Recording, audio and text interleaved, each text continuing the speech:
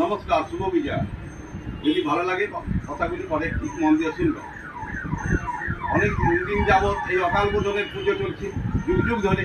কেউ অনেকেই হয়তো জানে না এই পুজো করেছিলেন স্বয়ং শ্রী রামচন্দ্র। তিনি পুজোটি অকাল বোধন নামে খ্যাত হয়েছিল, কারণ এই পুজো হয় বসন্তকালে। সেই পুজো পরিক্রমাকালে তার নিয়ে নেতৃত্বে যেটা হয়েছিল সেটা শরৎকালে, যার জন্য শারদীয়া পুজো হিসাবে খ্যাত।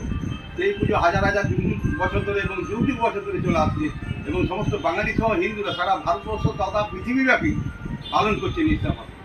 আজকে সেই পালনের মহাযুগ মহাসন্ধিক্ষণ এসে পৌঁছেছে এই 2025 সালে।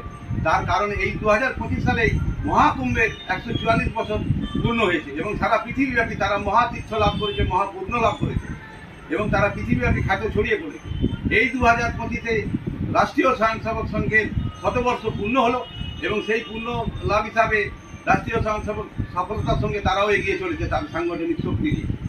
এরপর দেখা গেল আমাদের ভারতীয় সেনাবাহিনী অর্থাৎ আর্মি, তারা সফলতার সঙ্গে যে সিঁদুর অপারেশনটা করলেন, সেটা স্বাধীন ভারতবর্ষে এই প্রথম সবচেয়ে সর্বোচ্চ শ্রেষ্ঠ অপারেশন হিসাবে খ্যাত লাভ করল।